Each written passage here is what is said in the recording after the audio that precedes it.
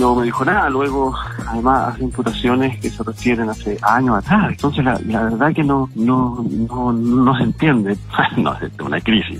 Evidentemente, sí. Nadie te podría decir que esto es una crisis. O sea, sería ciego, sería estar cuando la verdad es una crisis. Pero lo importante de las crisis no es la crisis en sí misma, sino cómo se sale de la crisis. Y en este caso, espero que se salga con urgencia y rápidamente, en la medida de lo posible, porque tiene que ser rápido. O sea, aquí el concepto es urgencia. Son antecedentes que he recopilado a lo largo de un espacio de tiempo que dan cuenta de conductas indebidas por parte del fiscal regional. Mi deber como funcionario público es denunciarlo. Estoy absolutamente tranquilo.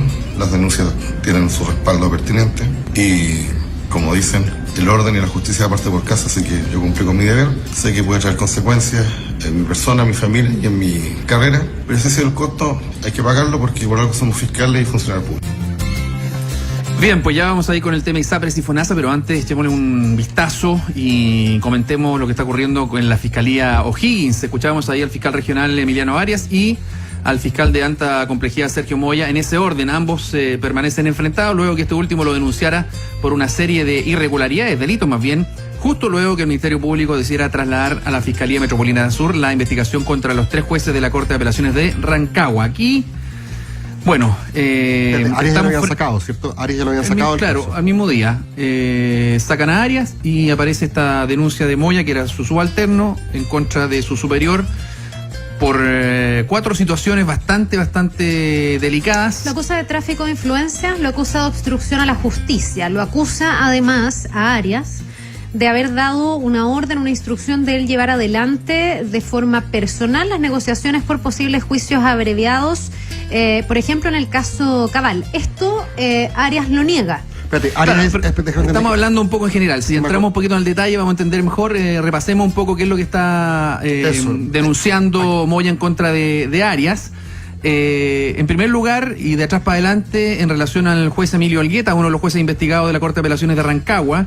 Recuerda que Moya estaba con esta investigación. Dice que Arias no cursaba nunca la formalización y que por lo tanto él se adelantó, se lo bypaseó. Claro. Dice que por lo tanto hay un retraso inexplicable. Esas son más o menos la conceptualización. Arias es la persona que supuestamente el senador Letelier no quería que estuviera a cargo de esta investigación. Así se leyó cuando después de esa reunión el fiscal Abbott saca a Arias. Ya. Eso lo da otro fiscal. Entonces lo que dice Moya ahora, que déjame entender este puzzle, era el subalterno de Arias.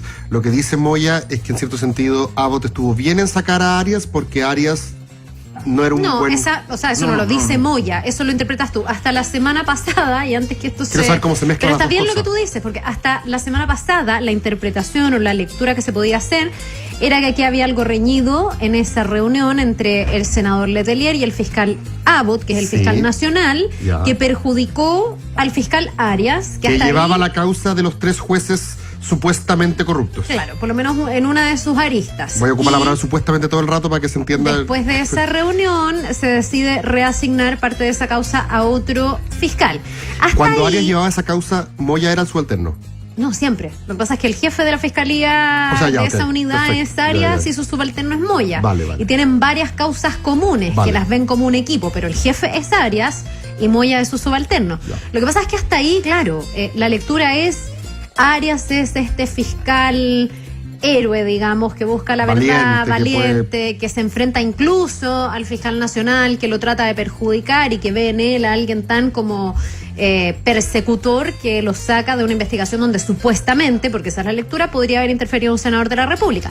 Pero después entra Moya, que es el subalterno de Arias, que tuvo también en sus manos parte de la investigación del caso Cabal y también de otras causas, para denunciar a Arias, quien hasta ahora era el héroe indiscutido, intachable, incorruptible. Poniendo un manto de duda ahora también sobre ese fiscal que además es uno de los más afamados. Arias. Sí, es un fiscal de alto perfil. Es más o menos la idea de lo que ocurrió con Carlos Gajardo. Sí, tiene bigotitos. No, tú lo estás confundiendo con el marido de la ex ministra de Justicia, de Patricia Pérez. ¿Cómo se llama? El que tiene el Pablo Pedro, ya. No, pero ha tenido muchas causas importantes. Corpesca lo sacaron. Se agarró con el fiscal Abbott por el caso de incendio. Ahí perdió en tribunales. Pero para ir graficando o esquematizando un poco, para ir entendiendo una madeja que es tremenda. Perdón, lo estás confundiendo con Pablo Gómez. Con Pablo Gómez. Muy enredado esto. Y decía, la última acusación de Moya contra Arias es que no cursaba la formalización del juez Elgueta. El juez Elgueta ha declarado que recibió presiones en su minuto, da a entender que es de José Antonio Gómez, exministro de Justicia Michelle Bachelet, para que Arias esté donde está. ¿Ah? Por lo tanto, se describe, según todo este cuadro que se está armando, porque no hay nada comprobado ni nada, son puras versiones, esto está muy peliagudo y enredoso. Arias está ahí gracias, según esta versión, a la centroizquierda, por digamos así. Y ahora aparece defendiendo a Germán Chadwick y también al alcalde Eduardo Soto, lo que es denunciado por Moya, lo que significa que ahora está defendiendo a gente de la derecha. Entonces, esto aparece como ¿qué? Como una vendetta. Además, recordemos que hace poquito, en marzo, el propio fiscal Sergio Moya, quien llevaba el caso Cabal, fue denunciado por haber tenido una serie de reuniones, se presentaba como asesoría a quienes estaban involucrados en el caso Huracán. De hecho, hay una investigación. Bruno Villalobos, ex jefe de inteligencia del general Gonzalo Urú, y el mayor Patricio Marín, estos dos últimos bien metidos en el caso, están imputados. Y después aparece esto, que se suma a un cuadro mucho más general que tiene que ver con la situación del Ministerio Público en Rancagua, la situación del Poder Judicial en Rancagua, la situación del Ministerio Público en general y la actuación de quien encabeza esta institución, que es Jorge Aguas. Falta una última patita, que es la que de alguna manera le entrega cierto soporte a lo que dice Moya en contra de Arias. Lo que dice Moya es que el fiscal Arias decidió tomar en sus manos las negociaciones en el caso Cabal para llegar a juicios abreviados, y que habría tratado de favorecer al síndico de quiebras Germán Chadwick, que es primo del ministro del Interior, y él hace además toda una interpretación que dice que era para no afectar al primo del ministro del Interior. Eso no lo sabemos. Eso es lo que dice Moya. Eso es lo que dice Moya en contra de Arias. Y Moya dice, yo decidí hacer esta denuncia, que sé que puede tener para mí costos en términos profesionales, familiares, pero a mí no me parece. Y aunque esta persona sea mi superior, yo lo he denunciado y he puesto los antecedentes en manos de quienes corresponden. Dentro de esos antecedentes hay, por ejemplo, correos electrónicos. Hoy día, Radio Bio Bio, y le doy el crédito porque además hay una interpretación sobre eso que habrá que analizar si están así o no, muestra o filtra uno de los mails donde Arias efectivamente le dice a su equipo, a sus 3 o 4 fiscales que conforman con el equipo, cuál es la distribución de las causas, y dice que él va a llevar personalmente las negociaciones en torno al caso Cabal, dando... En relación a los juicios abreviados, porque aquí entra para buscar negociaciones de salidas alternativas. ¿Y qué es lo que pasa? El síndico Germán Chadwick finalmente fue condenado a una pena de 3 años y algo, lo que lo hizo zafar de la cárcel. Pero en esta negociación de juicio abreviado, el fiscal Arias estaba pidiendo condenas muy por debajo de lo que estipula el Código Penal para ese tipo de delitos. El Consejo de Defensa del Estado saltó y recordemos que estaba pidiendo 11 años. Entonces eso es lo que se relaciona con la vinculación entre Arias y la causa Chadwick. El caso Cabal y en este caso del síndico. Cuando Moya hace esta denuncia en contra de Arias, Arias dice: nosotros llevamos como equipo adelante las negociaciones de las salidas alternativas en el caso Cabal. Eso queda en entredicho con el mail que se conoció el día de hoy. Hoy día el fiscal Arias otra vez habló, porque ayer habló y dijo: a mí que me investiguen de pies a cabeza, que me busquen todo lo que tengan que buscar, porque estoy súper tranquilo y no he cometido ninguna irregularidad. Pero hoy día en la mañana se conoce este mail y se pone en entredicho. Él dice que todo esto es parte de una campaña comunicacional en su contra y... ojo, se pone el parche antes de la herida. Dice, seguramente van a seguir saliendo correos, hay WhatsApp que también pueden contener algunas cosas por ahí que podrían ser como mal interpretadas. ¿Cuál es la tesis plausible? A ver, si es que alguien quisiera... Yo no tengo ninguna tesis. Si es que alguien estuviera en una campaña contra Arias, ¿esto tendría alguna relación con lo de los 3 jueces y la causa que llevaba Abel, en la cual supuestamente intervino Letelier? Sí. ¿O esto puede ser sencillamente una cuestión de que el subalterno no le cae bien al jefe? Tesis se pueden dibujar varias. Una de ellas, por ejemplo, que para llegar a donde está, Arias recibió el apoyo de la centroizquierda, José Antonio Gómez presionando al juez Elgueta y después Arias retrasando la formalización del Elgueta. Y después aparece defendiendo a personeros de la derecha. Entonces ahí se cruza, porque el fondo Germán Chadwick, donde Eduardo Soto, alcalde de la UDI, también, lo mismo. Pero no es defendiendo, pues el fiscal. No, en el fondo favoreciendo, pero, claro, defendiendo en ese... Claro, no en el término procesal, sino que en términos bien mucho más amplios. Ofreciendo una mejor salida. Claro.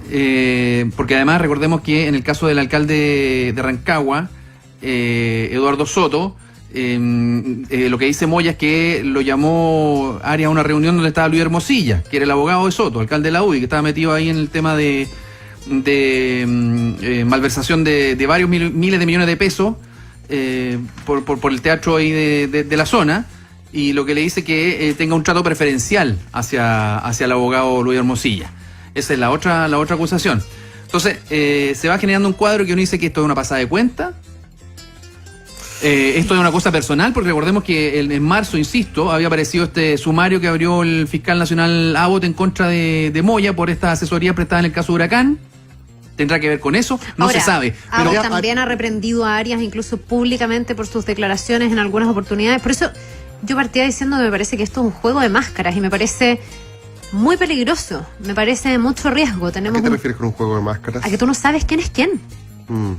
A que tú puedes tener interpretación para los dos lados. A veces tú podrías pensar que hay toda una operación política en contra de Arias, que está orquestada a través de Moya y a través de Abbott, que es el fiscal nacional y que lo ha querido sacar de causas emblemáticas, donde podría haber incluso senadores de la República como Letelier intercediendo. Pero después te pones en el caso contrario y a lo mejor no. A lo mejor Abbott sacó a Arias porque tenía una razón de peso para hacerlo y porque no estaban las garantías de este fiscal, que además otros también lo cuestionan porque tiene un perfil muy alto, Arias. Entonces algunos dicen, él ha buscado a través de los casos tener un excesivo protagonismo. Para unos es héroe y para otros eso también es reprochable. Ha dado entrevistas respecto de las causas que sigue. Eso también ha hecho ruido. Esto da pie a la siguiente pregunta. ¿Quién está llamado a investigar y esclarecer esto? ¿El fiscal Abbott? ¿Un fiscal regional? No, Abbott. ¿Quién? Abbott hoy día me parece que es un poco... Por eso. ¿Quién esto se va a resolver mañana. Al final? Oye, y tú lo mencionaste, perdóname por salirme un poquito nomás, tú lo mencionaste al principio, Gerson, ¿en qué posición queda Abbott en esto? Porque mañana hay una reunión extraordinaria de fiscales. El mundo político, bueno, ya estuvo cuestionado por el mundo político el año pasado, pero esta vez ya no se concentra en el Frente Amplio, sino que yo creo que ahora la percepción que hay, corríjanme si me equivoco, es que hay un desorden interno, lo hemos conversado varias veces respecto a lo que ocurría en Carabineros, quizá aquí el nivel de jerarquización de la institución no es la misma, pero algo huele mal en el Ministerio Público. Y el que está a cargo del Ministerio Público es el último responsable de que eso no ocurra. Mirando bien la cuestión desde arriba, aquí estamos frente a una trama donde los protagonistas son fiscal nacional, hay políticos, hay fiscales, hay jueces, estoy hablando del cuadro más general. Y donde, claro, el fiscal nacional queda como no pudiendo administrar una crisis, para empezar. No pudiendo administrar una crisis y está cuestionado para administrarla además.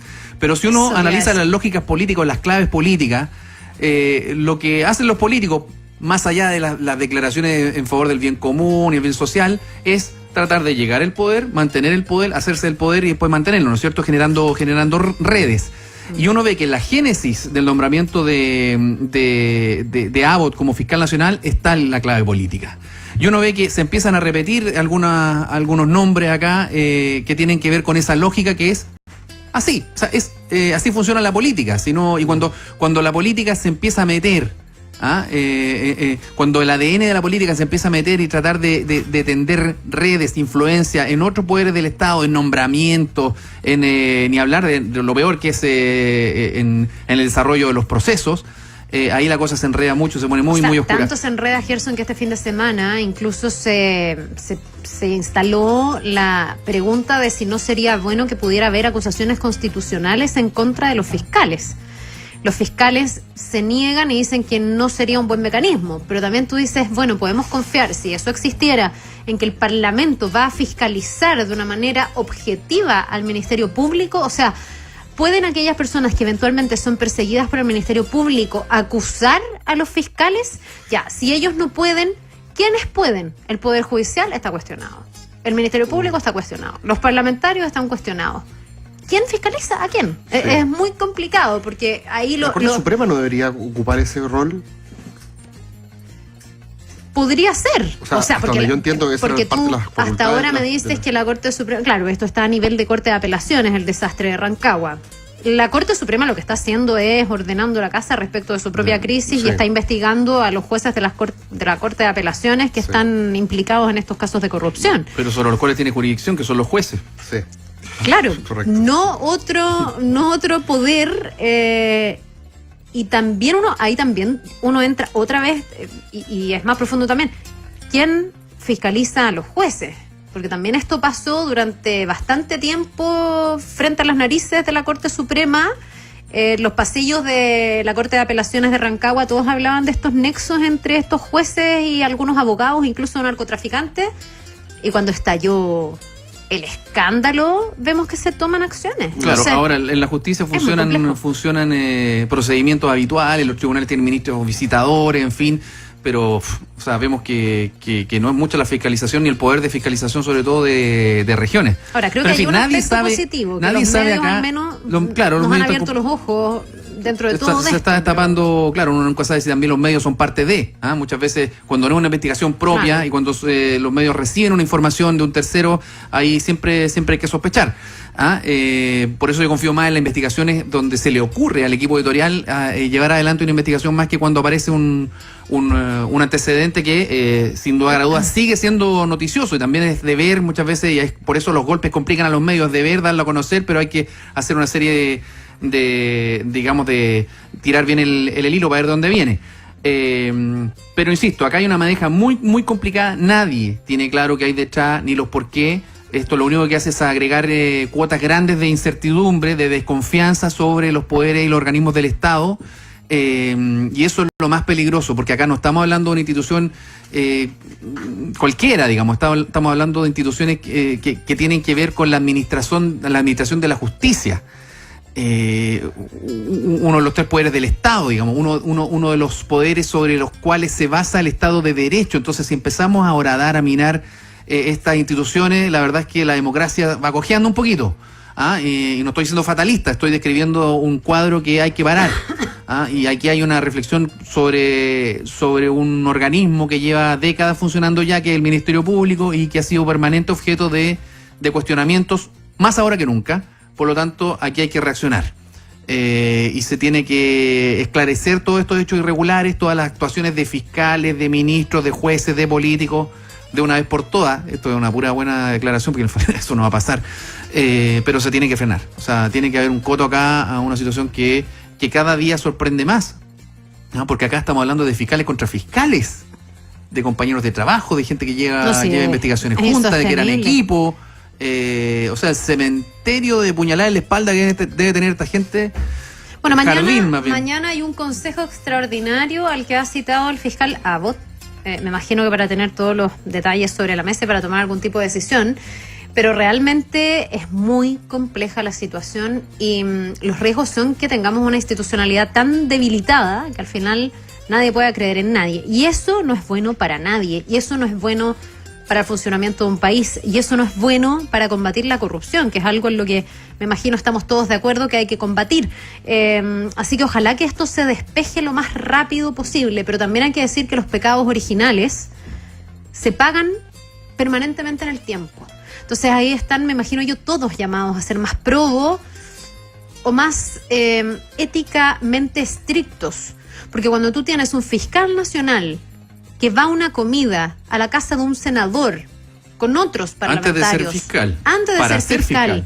Para hacer lobby, pero de manera ni siquiera registrada la ley de lobby, sino que en una comida entre gallo y medianoche, que gracias a los medios sabemos que existió, porque si no, no nos enteramos, porque no queda registrado. Después es muy difícil que en el tiempo y enfrentando este tipo de crisis eso sea sostenible, porque tenemos en el fondo como tejados de vidrios que enrostrarle a todos los que en esa cadena intervienen. ¿Está el fiscal nacional capacitado si él tiene ese pecado de origen? ¿Están los parlamentarios capacitados para pedirle acciones concretas o cuentas al fiscal nacional cuando ellos también son parte de ese pecado de origen? Bueno, a propósito, siempre recordamos cuando sale este tema a la colación, la palabra acá en este estudio de Eugenio González, de lobista que armó estas comidas entre Abbott y Girardi, por ejemplo, y contaba él acá. que en esas reuniones se habló, por ejemplo, del fiscal Gajardo, ¿ah? Y se selló prácticamente su futuro cuando se le pregunta ahí a la opinión a Jorge Abbott, candidato a fiscal nacional en ese tiempo, y él dice, no creo que le vaya bien. O sea, ahí vemos el tenor de las reuniones. Muchas veces la reunión informal en estas comidas se tratan cosas muy, muy delicadas, con un tono muy liviano aparentemente, pero las conclusiones pueden ser muy, muy lapidarias y definitorias, no solamente para llegar... Corresponde. No, claro que no corresponde, pero yo estoy hablando de qué es lo que se habla en esa comida, si no queda registrado, si un almuerzo bien regado a veces, uno puede hablar cualquier cosa, llegar a algunos acuerdos que están lejos de que se registren. Son los más peligrosos. Oye, y cuando quedan registrados también, porque la reunión del senador Letelier con Abbott queda registrada. El tema es que uno no entiende por qué le pide él a Abbott una reunión. Y ahora, en todo este contexto de acusaciones cruzadas, lo único que hace esa reunión es poner más dudas sobre el fiscal nacional. Y eso es muy complejo. Vamos a quedarnos atentos a lo que pase mañana y a ver si es que, no sé, desde el gobierno, no sé ya a quién, en el fondo uno podría pedírselo, pero se toman medidas para robustecer la institucionalidad, porque la peor noticia es no creer en nuestro sistema de justicia. Si ya hay dudas sobre el sistema de justicia con esto, se pone mucho más cuestionable.